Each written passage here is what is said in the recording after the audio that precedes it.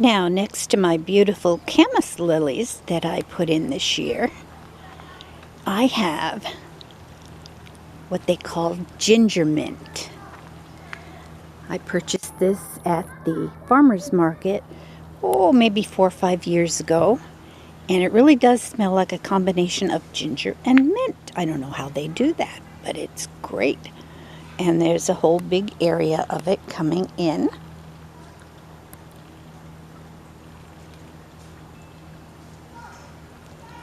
So I will be giving some of that to a friend of mine, Vivian, because hers died. We have some potentillas that'll be yellow. And I took my old bird bath, and rather than throw it away, I planted it up. So it's got kind of a whole bunch of different flowers in there from the garden. I've got pansies, I've got creeping jenny, I've got bugleweed, some chicks and hens, and it'll look very nice as it gets going. I just planted that about a week ago, and they're doing all very well.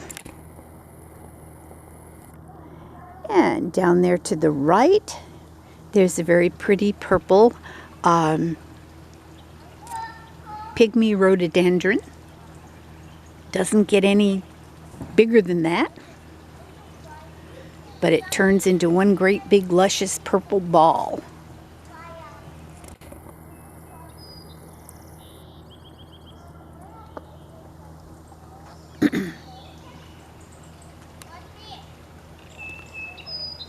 And this red growing out here is the new growth on my Japanese pyrrhus.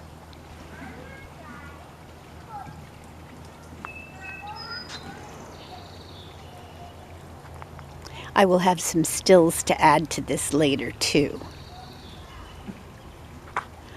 But this is an area that I'm very sad about over here. I just put in most of these plants this spring, and I had to take out my beautiful lavatera, probably my most prized possession, but they didn't tell me when I put it in. It said nowhere on the tag that it would only live 5 years. And with the extreme cold and hot temperatures we had this past year, it died. And so I had to tear it out. I've got a hibiscus, a hardy hibiscus coming, but it won't be coming until sometime in May. And then I'll be able to fill up this area again with a very large plant. And I have a feeling that a plant I got at Brothers Nursery, which is supposed to be a hardy tree ivy, is not doing well out here. It does not like the temperatures that are in 30s. So I have a feeling that's going to become a house plant. Either that or it's going to go up by the front door. See if it can survive up there. So sometimes it's just a trial and error thing, and the nurseries have things in that shouldn't be being sold in this area. Here's the other side of the bird bath that I planted. And in the very top there's a hole, and I put my little rotating dragonfly in it, or bee, or whatever I don't know what he really is. He's supposed to be a dragonfly, I think. And just beyond him, to the right of him, going down the path, there is the bronze 9-bark, a rhododendron that has gotten quite large this year, and that'll be purple or pinkish. Behind that we have viburnum, and in front of that with the red, once again, I have a variegated Japanese pyrrhus. And down there to the left, there, get past my potentilla, Down there to the left, there is a white rhodie, which that is going to be gorgeous this year. Look at all those blossoms on it. Going to be just gorgeous. And behind that, I do have a hydrangea lace cap, blue lace cap. And another viburnum over there behind my statue. And that's a white dogwood, or a pink dogwood tree behind there. That is yet to really leaf out. That always is later than my white one. And my white one is up here by the fountain. And that's already got a pretty good share of leaves on it. And behind that, I have a spirea, a hydrangea, and also a red azalea that's starting to bloom. Oh, and that's Dipper. And then my roses are taking their sweet time in the front of the garden here. Towards the back where they're sheltered by the cedar tree, they've all leafed out beautifully, but the ones that have been in the cold a bit more are taking their time. My camellia is done with its blooming, but my rambling rose that's up against the shed there is doing very nicely. I thought I had lost it this winter because it was so cold. It lost all its leaves, and it doesn't usually do that. It usually maintains its leaves all year, but it's coming back nicely. And I have a red maple next to the pond. And over here is a hawthorn tree and a California lilac.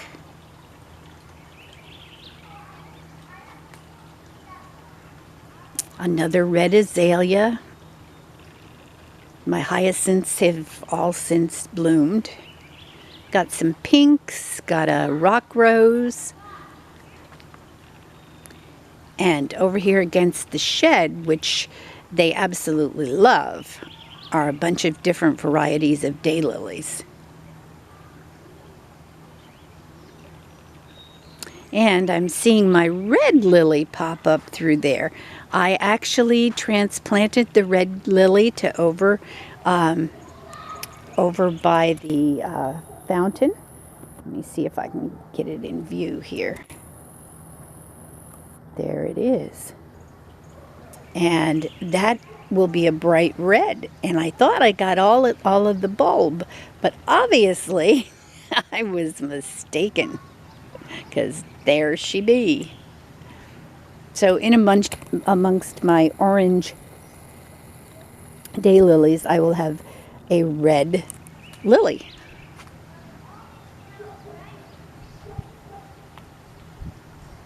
And over here I have a Hellebore, which it's about done. It'll come back again during the summer, but it likes the colder temperatures. And there's a hosta coming up just in front of that.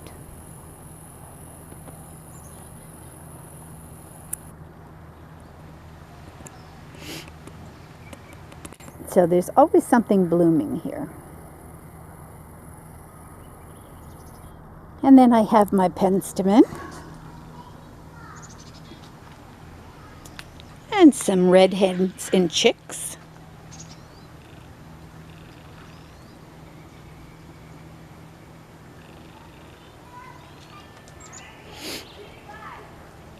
And I do have some chickadees that are in a birdhouse over here nesting. And they're not too pleased that I'm walking people around.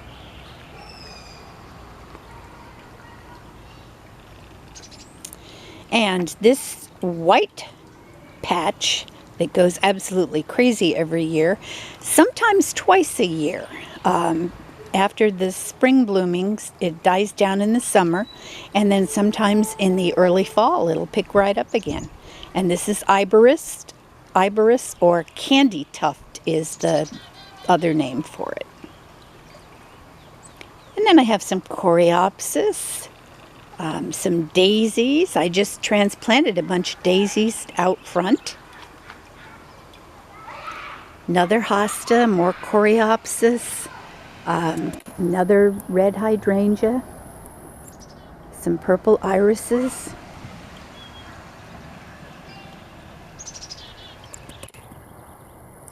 And the yellow over there against the waterfall, that's a sedum that grows naturally here. I did not plant that. I planted the ivy, and I planted the evergreen clematis and the regular clematis there, but I did not plant the sedum. There's, next to the sedum, there is also a wild geranium. And that'll have tiny pink flowers, and those take over everything. They're very invasive, just like the sedum. And I probably will be tearing that out after it flowers.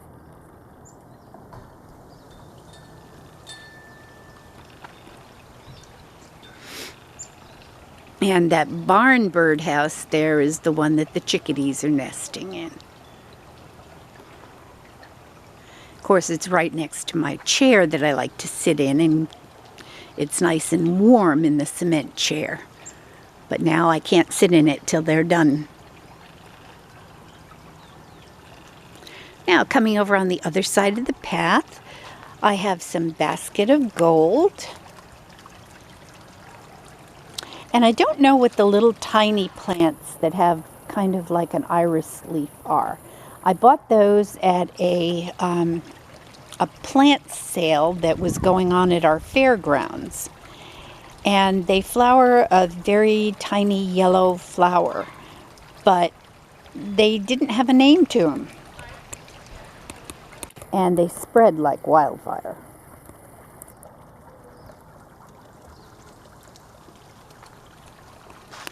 And back here I have, once again, lots of times the water features don't hold up for one reason or another.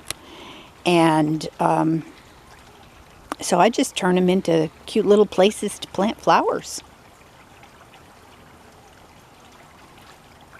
Got some more pinks in there that I transplanted from a different area.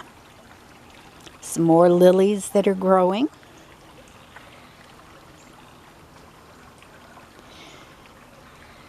And the red maple here has never really done very much in this area. So I'm hoping this year it's going to take off.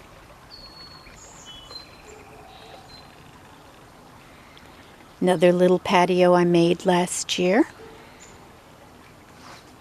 And that gets afternoon sun, which is really nice in the early spring. And down here against my shed, these are my fire and ice hostas that are coming up. These will be huge. And I separated them last year. I divided them and I put some out in the little circle out front. And they're coming up, and they're actually coming up faster than these. And this is kind of just a quiet little sitting area back here. Have to fill my bird bath. My hummingbirds like to get in the top part of the bird baths. And my lilacs are about ready to bloom back there.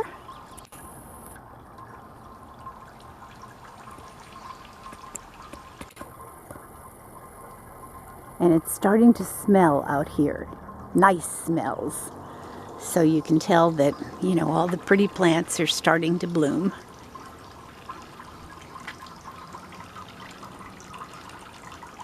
And this is a panache tree. And we thought it was dead, but it's got all new growth on it. Not panache, pistache. I always get that wrong for some reason. And those are native to China, I guess. My son liked it, so he ordered it in.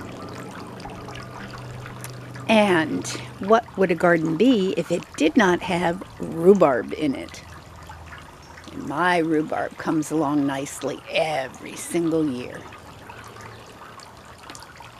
And on the back fence, I do have 2 kiwi plants, a male and a female, but they have never produced any fruit. So they told me 5 years, and this is year number 5, so I'm hoping. My pussy willow tree that has already had its pussies on it. And I'm going to grow strawberries in that as soon as the strawberries get here, because I'm tired of chasing the runners all over the place. I would like for them to produce this year. And this is my wild section here. I still have a little weeding left to do there. That's a huckleberry bush. A couple of Japanese pyrus. A big butterfly bush behind it. And that'll be gorgeous this year. It was last year too. And I trimmed that up like I did the rambling rose. And I think it's going to do a lot better without all the growth down below. And behind there are a couple of forsythia bushes and some princess spirea. And over here we're coming into the roses. I do have a climbing hydrangea here, or a panicle hydrangea. Behind it there is a salmon colored tea rose, another white dogwood, which is about tripled in size. So it must like its location. And because I have squirrels like crazy around here, I never seem to get my peas. I love snap peas. And this year I said, okay, I'm going to fool them. The first planting went to them. And after I put the second planting in, I said, I'm going to stick some in here and see if I can't get them to grow. And yep, sure enough, I've got some pea plants in there. Sugar snaps. And over to the back here, behind the patio, I have blueberry bushes. And I think I'm going to have to tear out my knockout rose because it's not looking very good. But I don't know, it's got some leaves on it. I'll give it this summer to see. And then I do raise mason bees. And the mason bees have been buzzing around. I wondered about the cold nights as to whether I was going to get them killed off or not, but they've hatched out and they are doing just fine.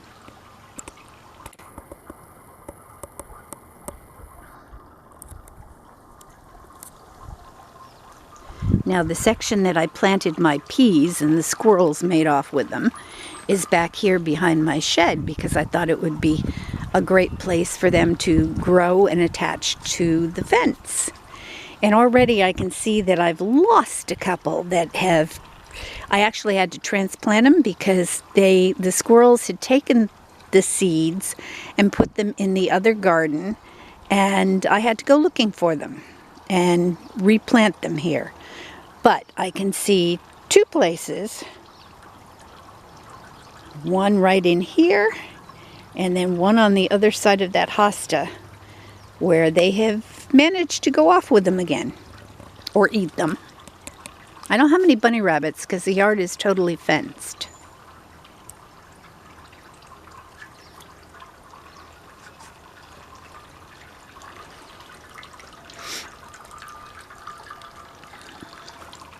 And we really have not been having very nice weather. It's been, last night it went down to 36.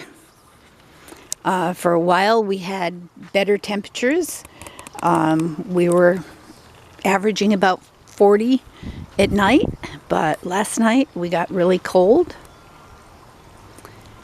And this is just more of my wild section. Got anemones and some iberis, my pansies and my girl. Another Japanese pyrrhus, which I love those because they're an early flowering plant and the bees need that. And the yellowish colored stuff back there, that is lemon balm. And I started one plant a few years back, and it has spread like crazy. But I like the contrast of color. And I took a snip off of my bronze 9 bark, and I got it to grow back here.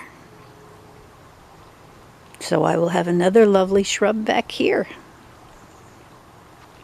And the colors will be great in the early spring because I've got the purple and pink anemones and white and the lemon balm. But this is the best place for my roses. These I put in, I think, 3 years ago. And I get most of my roses from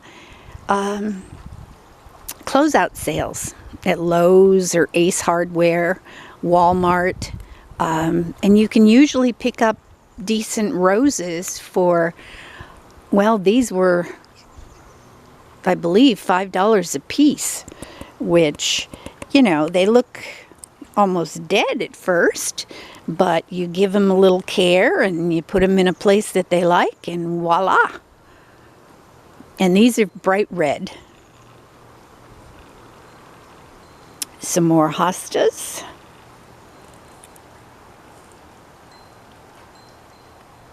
Got a hydrangea back there, my ceramic turtle. On the other side here, the wispy princess spirea, some phlox that are growing by the rotted stump that I put in last year. And I have an astilbe that's behind the rotted stump, and I'm hoping that'll do well. I just kicked a rock. And to the back there, I have got Solomon seal, and I've got a spurge, another rose, and there is a climbing hydrangea in there too amongst the blackberries. Oh, and I do have anemones over here that'll get very tall, and they will be pink with yellow and green centers. So this is sort of my wild area, more natural. And I also have the serviceberry tree that we put in this year. And then down behind that, I have some columbine that's just about ready to bloom. And the columbine will reseed and come up every year, which is nice. And there's some irises, another hydrangea, some very pretty lilacs that are about ready to pop too.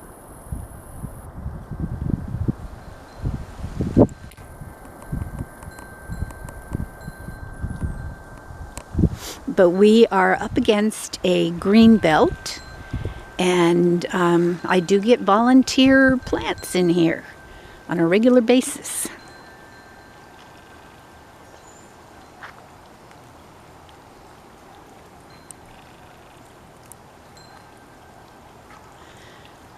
And more lilacs,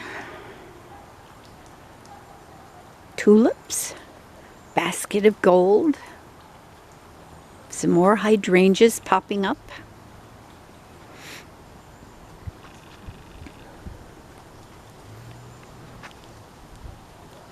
And that's a hillcrest vine that it doesn't get very big, it stays kind of small.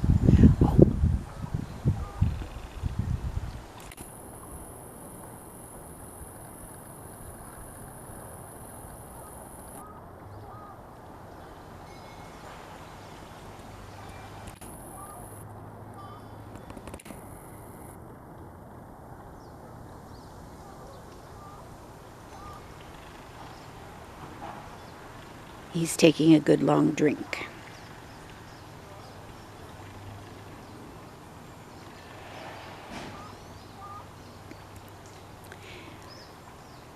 I run I run 9 hummingbird feeders in the back and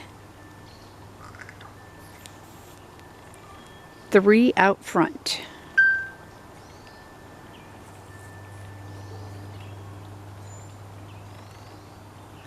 Well, that's it from the backyard of Lynn's garden. That area over there is yet to be weeded, but it has a lot of good thistle, or not thistle, nettle in there, and dandelions, and I don't weed that until more plants bloom because those are the first things for the bees.